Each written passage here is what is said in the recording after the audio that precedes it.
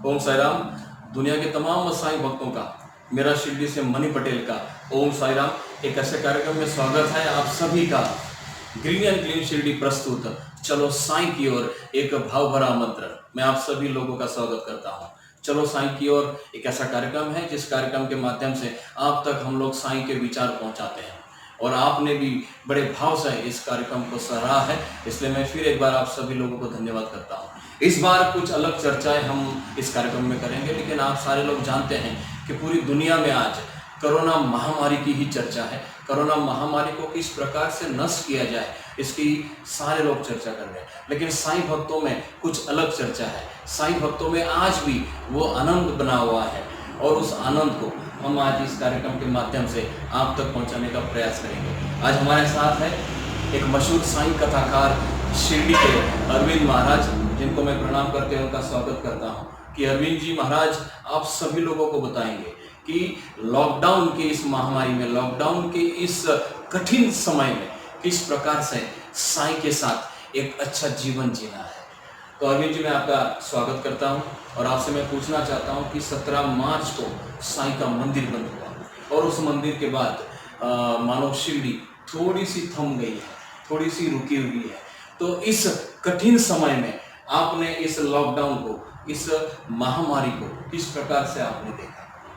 17 मार्च से मंदिर बंद है, लेकिन ये सब बाबा को पता था। ऐसा मेरा अनुभव है कि 17 मार्च से आज 23 मई है। इतने दिन की दूरी, और उस दूरी को अगर सहन करने की बाबा ने शक्ति दी तो उसकी भूमिका निभाई बाबा ने। और वो सबसे बड़ी बात मैं आपको बताने जा रहा हूँ कि 110 वर्ष पूर्व ऐसी ही घटना शिरडी में आई थी कि आसपास, शिरडी के आसपास जितने गांव थे, एक हैजा नामक बीमारी आई, और उस बीमारी से हजारों लोग मर रहे थे। तो ये खबर शिरडी तक पहुंची, तो शिरडी के लोग बाबा के पास गए, बोले बाबा ये जो बीमारी फैली है, सब दूर लोग मर रहे हैं, क्या शिरडी में भी ऐसा होगा? बाबा ने सोचा विचारा, फिर भक्तों को ढांढस बनाया, मतलब धीरज बनाया, क्योंकि बाबा कहते हैं श्रद्धा और सबूरी। उन्होंने बोले श्रद्धा रखो और सब्र के साथ एक काम करो जो मैं बताता हूँ। बाबा ने भक्तों को बुलाया, मालसापति और तात्या को एक बोरा और गेहूं बुलवाया, घट्टी बुलवाई, पीसा, और उस पीसने के बाद जो आटा निकला, गेहूं जो पीसा, उस आटे को शिरडी की जो बाउंड्री सीमा पर बिखेरा गया। अब वो सीमा, हम तो ये समझते हैं मंदिर के आसपास है, लेकिन वो सीमा को जानने का मौका बाबा ने इस बीमारी आने के पहले दिया। वो था 15 मार्च का दिन, और 15 मार्च का एक ऐसा दिन था कि जिस समय बाबा ने, उस समय जो आटा शिरडी के लोगों, ग्रामस्थ द्वारा जो बाबा ने 14 किलोमीटर में वो पीठ बिखेरी गई थी, वही 15 मार्च को वापस शिरडी वालों से ये करवाया। क्या बात है! मतलब मेरे ये बोलते हुए मेरे रोम रोम उमंग हर्ष से हो रहा है कि बाबा ने जो सबूरी कहा है कि हम तो सोचते कि कोरोना, लेकिन 15 मार्च को पूरे देश से लोग आए, और उनको बाबा ने एक ऊर्जा, शक्ति और सामर्थ्य देकर अच्छी तरह से अपने अपने घर विदा किया कि आने वाला समय जो ये दूरी रहेगी, इस दूरी में मेरा प्रेम आप तक कैसे जाएगा। तो बड़ा ही अच्छा अनुभव रहा है। और हम कहते हैं कि साईं ईश्वरीय अवतार है, और जब ईश्वरीय अवतार है तो ईश्वर को सबसे प्यारी 5 चीज पसंद है। वो है हवा, जल, आकाश, पृथ्वी और अग्नि। इन चीजों को आराम कैसे मिले, इन चीजों की वास्तविकता पूरा विश्व कैसे जाने। तो इस कोरोना के इस संकट काल में हमको उन 5 चीजों को जानने का बहुत अच्छी तरह से बाबा ने मौका दिया। क्या बात है महाराज, आपने बहुत अच्छी बात कही कि जिस प्रकार बाबा ने गेहूं पीस कर शिरडी की सीमा पर डाला था, उसी प्रकार आपने शिरडी के लोगों ने मिलकर वही प्रयास, वही बाबा से भक्ति, वही बाबा से प्रार्थना आपने की। तो मुझे बताइए कि हम सारे लोगों का विश्वास है, आपका भी कहना है, सारे साईं भक्तों का कहना है कि इस आटे से आज भी कोरोना की महामारी शिरडी में नहीं आ सकी है। पूरी दुनिया में इसका कहर फैला हुआ है, लेकिन शिरडी में आज तक एक भी इसका पेशेंट नहीं है, एक भी इसकी केस नहीं है। तो आप ये सारी चीज़ों को जब कथा करते हैं, और कई दिनों से आप कथा नहीं कर पा रहे हो, तो ये सारी चीजों आप इसका तालमेल किस प्रकार से आप कर रहे हो कि एक दिशा में साईं बाबा आज भी चमत्कार कर रहे हैं और उन साईं बाबा के चमत्कारों को कथा के द्वारा आप लोगों तक किस प्रकार से घर में व्यक्त कर पहुंचा रहे हो? देखो, बाबा ने चमत्कार तो किया ही नहीं, चमत्कार तो जादूगर करता है। बाबा ने लीला की और ये भी लीला है, वाह, क्योंकि लीला कोई अवतारी ही कर सकता है। और बाबा अवतारी होते हुए भी उन्होंने किसी को भी महसूस नहीं होने दिया कि वो अवतारी है, महापुरुष है, एक साधारण। और ये कोरोना ने आपको बता दिया कि साधारण रहने में कितना मजा है। बाबा बार बार कहते थे कि फकीरी अव्वल बादशाही और अमीरी से लाख सवाई, गरीबों का वो राम भाई। मतलब किस तरह ईश्वर आपके साथ हो सकता है, लेकिन ईश्वर को भी चाहिए कि आपसे संबंध बनाने का उसको मौका मिलना चाहिए। तो इसीलिए कहते हैं कि आएंगे जरूर बाबा, आएंगे जरूर, रहना पाएंगे अपने बच्चों से वो दूर, आएंगे और इस बीच इस गेट में बाबा बहुत बार आए, बहुत बार इंडिकेशन दिया, संकेत दिया, बोले मैं हूं ना। क्योंकि बाबा ने हमेशा कहा कि मेरा भक्त चाहे 7 समुंदर दूर रहे, जिस तरह धागे से बंधी हुई चिड़िया को खींचकर अपने पास लाया जाता है, मैं समय आने पर अपने भक्त को अपने पास बुला लूंगा। तो बहुत जल्दी शिरडी आप सभी को बाबा बुलाने वाले हैं, ये मेरा विश्वास है। 2020 में ही बुलाएंगे, ये पक्का विश्वास है। महाराज, आपने वो भजन गाकर मेरी भी आंखों में पानी आपको लाया, क्योंकि कई भक्त आज आपको सुनकर यही बाबा की सच में उनके भी आंखों में आज पानी होगा। मुझे आप बताइए महाराज कि जब आपने पहली बार ये सुना कि बाबा का मंदिर, जो सुनने में बहुत मुश्किल था हम सारे लोगों के लिए, वो घड़ी बहुत मुश्किल थी कि जिस दिन बाबा का मंदिर बंद हुआ, आपको जब ये बात पता चली तो आपने किस प्रकार से इस बात को सुना? पहले तो विश्वास ही नहीं हुआ, लेकिन बहुत कुछ इसमें बाबा ने भी सहा है। हम कहते हैं ना, हमने सहा है, हमसे ज्यादा बाबा ने सहा है, क्योंकि भक्त बिना भगवान अधूरा है। भक्त के बस में है भगवान, भक्त बिना वो कुछ भी नहीं है, भक्त है उसकी शान, भगत के बस में है भगवान। हमारे बस में है, तभी तो 15 मार्च को बाबा ने संकेत दे दिया कि आने वाले समय में जितने लोग शिरडी आए उन्हें 14 किलोमीटर की यात्रा शिरडी वाले जरूर कराना। और 14 किलोमीटर की यात्रा करते करते, क्योंकि मैंने कहा ना कि मुझे सदा जीवित ही जानो, अनुभव करो सत्य पहचानो। क्योंकि कहते हैं ना, जब 14 किलोमीटर ओम साई नमो नमः, श्री साई नमो नमः, जय जय साई नमो नमः, शिरडी साई नमो नमः, साई के नाम का सुमिरन करते करते उन कदम को बढ़ाएंगे तो जरूर उन हजारों कदमों में बाबा अपना अनुभव जरूर देंगे। वाह महाराज, आप जब कथा करते हैं तब आपको एक आदत सी लग गई है कि हजारों लोगों के बीच आपको रहना है, हजारों लोगों के सामने उनको रसपान कराना है। तो आज तो आप अकेले हो और कई सारे साईं भक्त आपको फोन करके ये भी पूछते होंगे कि महाराज जी कब साईं के द्वार खुलेंगे, तो आप किस प्रकार से उनको जवाब देते हैं? जवाब देते सोचना पड़ता है कि कब खुलेगा कब खुलेगा, लेकिन आज मुझे वापस वो ऊर्जा का आनंद हुआ जब मैं चलो साईं की ओर, और मैं बाबा से बार बार कह रहा था कि कब मुझे मनी भाई के शो में जाना, चलो साईं की ओर। क्योंकि इस शो के माध्यम से मुझे बहुत अनुभव हुआ। वास्तव में ये चलो साईं की ओर ये शब्द आया है, वास्तव में इस चलो साईं की ओर के माध्यम से जो भी मुझे सुन रहे हैं, पहली बात तो आप सब लोगों को ओम साई राम कर रहा हूं, और उसके बाद हम आपको शिरडी भी बुला रहे हैं बहुत जल्दी।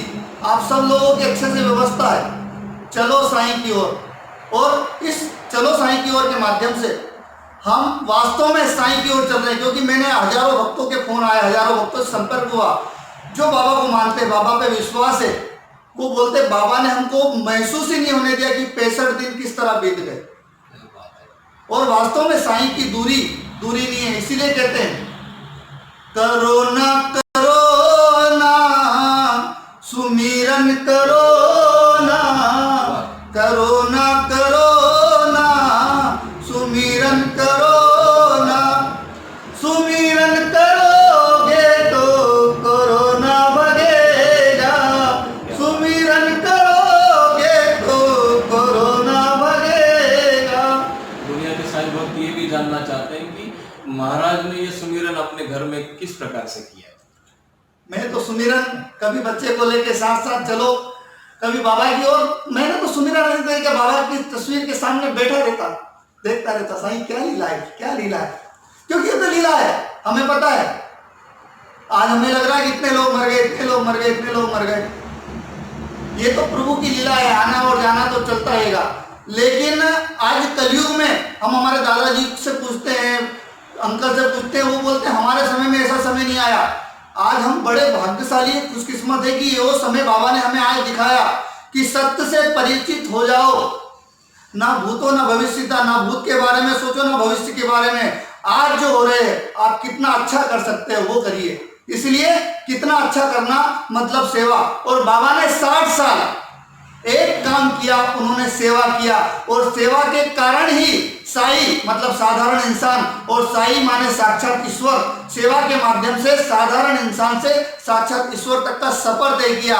तो हमें मौका दिया है कोरोना के माध्यम से बाबा ने अपने अंदर के साई की ज्योति को जागृत करने का, अपने अंदर की साई की ज्योति को जलाने का, अपने अंदर के साई के भक्ति को जागृत करने का, सामने लाने का।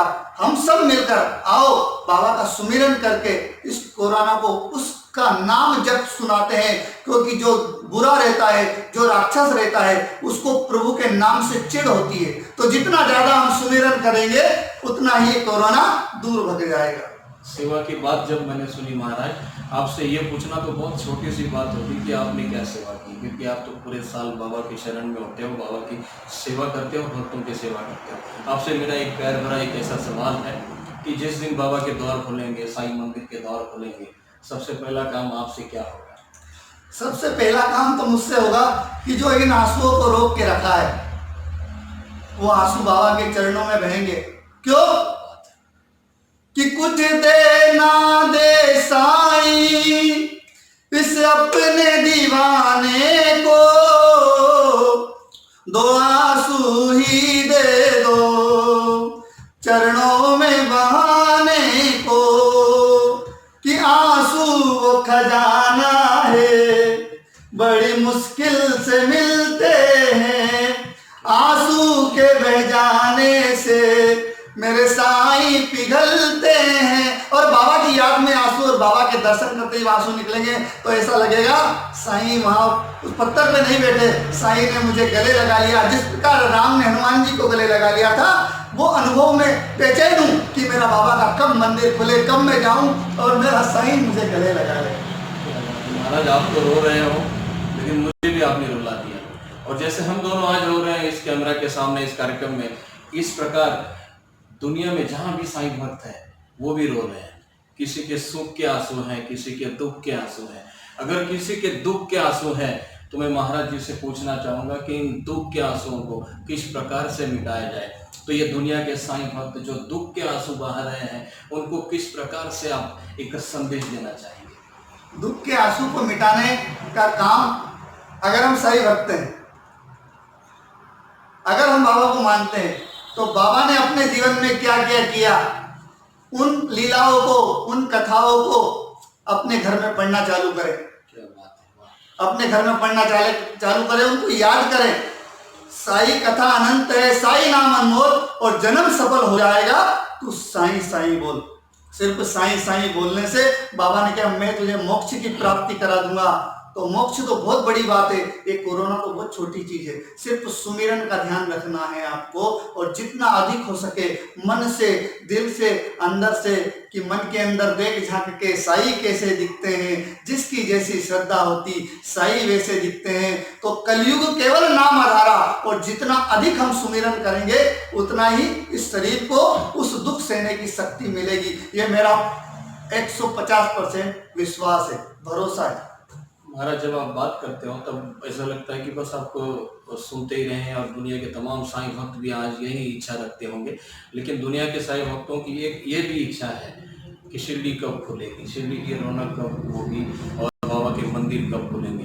तो थोड़ी सी वो भी आप अगर अपनी रसपान की जो आपकी स्थिति होती है जब आप कथा करते हैं, उस स्थिति में अगर आप इनको समझा दें कि बाबा की शिरडी बहुत जल्दी एक नई उमंग के साथ एक बड़ी खुशियां लेने वाली है। आज चलो साईं की ओर ने मुझे तो बहुत उमंग और आनंद दे दिया है, और ये विश्वास दिला। मैं तो सोच रहा था कि जनवरी में खुलेगा, 2020 पूरा निकल जाएगा, लेकिन अब ऐसा होने वाला नहीं। बहुत जल्दी, 1 महीने में बहुत जल्दी परिवर्तन होने वाला है। और गुरु पूर्णिमा पे आप बाबा के दर्शन कर पाओगे, क्योंकि बाबा विश्व गुरु, ऐसा मन का संकेत है। और मन की जो भाषा है ना, वो कोई नहीं समझ सकता, क्योंकि एरोप्लेन से भी ऊंची चाल गति मन की है, और मन की गति अगर कोई समझ सकता है तो वो साईं। इसीलिए कहते हैं, साईं भरोसे चल रे मुसाफिर, साईं भरोसे चल, मंजिल खुद चल कर आएगी, आज नहीं तो कल, साईं भरोसे। तो साईं का भरोसा, और साईं ने अपने भरोसे को कभी टूटने नहीं दिया। इसलिए 2 मंत्र श्रद्धा सबूरी के माध्यम से बाबा ने अपने सभी भक्तों को, उन्होंने कलर नहीं देखा, उन्होंने जाति नहीं देखी, उन्होंने धर्म नहीं देखा, उन्होंने संप्रदाय नहीं देखा, उन्होंने दुख देखा, उन्होंने मानव देखा किस तरह आया है, और किस तरह इसकी नकारात्मकता में लेके इसको सकारात्मकता दे, कैसे इसके बुरे विचारों को अपनी झोली में डालकर इसे सद्विचार देकर इसे दूसरों को लाभ देने वाला व्यक्ति बना दूं, मानव बना दूं। और शिरडी जो भी आया है, चाहे बुरा से बुरा आया है, बाबा ने उसको परिवर्तन किया है। तभी वो बात याद आती है कि परिवर्तन ही संसार का नियम है, और ये परिवर्तन परमात्मा ही करा सकता है। तो ये मेरे बाबा भी स्वयं परमात्मा है, परमात्मा। जिस परमात्मा सबके अंदर है, लेकिन वो परमात्मा से मिलने के लिए बाबा ने एक लीला की थी, मैं बताना चाहता हूं आपको, कि पानी से दीपक जलाए थे, लेकिन पानी से दीपक जलाने के पीछे भी बाबा की लीला थी। बाबा चाहते तो ऐसे भी जला देते, लेकिन बाबा ने उस पानी को पिया, और अपने अंदर जो बैठे परमात्मा, जो आत्मा, जो ईश्वर बोलते हैं, उसको भोग लगाने के बाद वापस निकाला और दीपक जलाया। आप ध्यान देना, चिंतन करना इस बात पर कि बाबा ने स्वयं कहा कि ईश्वर कहीं दूर नहीं है, आप ही के अंदर है। अगर ऐसा नहीं होता तो बाबा पी के बाहर नहीं निकालते, कहते निकल जाते। तो ये सच्चिदानंद आपके अंदर है, और यही सत्य बात बाबा ने सब पूरे विश्व को बताई कि सच्चिदानंद सबका मालिक एक है, सच्चिदानंद। और जब सच्चिदानंद को जितना आप खुद सच्चे होते जाओगे, उतने ही आपके दिल में मैं खुद बैठकर आपकी वाणी को सत्य करता जाऊँ। महाराज, आपने लीलाओं की बात की तो मुझे एक बात यहाँ बड़ा मन कर रहा है कहने का, कि बाबा के मंदिर के द्वार बंद है, लेकिन बाबा की लीलाएं बंद नहीं। और ये लीलाएं हर कोई आज महसूस कर रहा है, अनुभव कर रहा है, अनुभूति कर रहा है। तो मैं आपको विश्वास दिलाना चाहता हूं कि जो भी लोग हमारे इस कार्यक्रम में जुड़े हैं, महाराज जी से आज जिन्होंने भी एक विश्वास आज उन्होंने हासिल किया है, ऐसे लोगों को मैं फिर एक बार हाथ जोड़कर कहना चाहता हूं कि कहा जाता है कि शिरडी में 50,000 लोग रोजाना आते हैं। मैं आपको विश्वास दिलाता हूँ कि जैसे ही ये लॉकडाउन खत्म होगा, यहाँ रोजाना 1 लाख से भी ज़्यादा लोग बाबा की शरण में आएंगे, क्योंकि ये भक्तों का अपने बाबा के प्रति जो विश्वास है, जो श्रद्धा है, वो उनसे बिल्कुल भी कंट्रोल नहीं होगी, और वो सारे लोग शिरडी की ओर दौड़ेंगे। और हम सारे शिरडी के जितने भी शिरडी वासी हैं, उनको बड़ी तैयारी करनी होगी कि इतने लाखों की तादाद में जब रोजाना शिरडी लोग आते हैं, तो हमारी भी जिम्मेदारी बनती है, हमारे परिवार की भी जिम्मेदारी बनती है कि इनको भी एक आनंद दिया जाए, खुशी दी और जाए। आपके आने के इंतजार में हम सेवा के लिए बैठे हुए, आप आइए कि हमको सेवा करने का मौका मिले। शिरडी वासी बिल्कुल आपके सारे लोगों के स्वागत के लिए हम लोग बिल्कुल तैयार हैं, और जल्द से जल्द आपको बाबा शिरडी बुलाएंगे, अपने दर्शन कराएंगे। तो चलो साईं की ओर, और बाबा आ रहे हैं आपके पास बहुत जल्दी। ओम साई राम। अब सारे लोगों के द्वारा मैं महाराज से बहुत बहुत धन्यवाद करना चाहूँगा कि पूरे साल जब कथा में व्यस्त होते हैं, और आज उन्होंने वही कथा का आनंद इस कार्यक्रम के माध्यम से सारे लोगों को कराया। बहुत बहुत धन्यवाद महाराज जी, आपको प्रणाम करते हुए धन्यवाद करता हूँ, और सारे साईं भक्तों को भी मैं धन्यवाद करता हूँ जिन्होंने आज हमारे इस कार्यक्रम को देखा। और मैं फिर एक बार आपसे प्रार्थना और विनती करना चाहूँगा कि इस कार्यक्रम के देखते हुए हमारे इस चैनल को, इस कार्यक्रम को आप सब्सक्राइब करें, जरूर करें, जरूर करें। अगर शिरडी आना है वास्तव में, और सब्सक्राइब मेरे लिए, महाराज जी के लिए ना करें। सब्सक्राइब करने से एक चीज वहाँ ये होगी कि ये विचार और कहीं आपके भाइयों तक, आपके साईं भक्तों तक, मित्रों तक पहुँचेगा। इसलिए सब्सक्राइब जरूर करिएगा और शेयर जरूर करिएगा।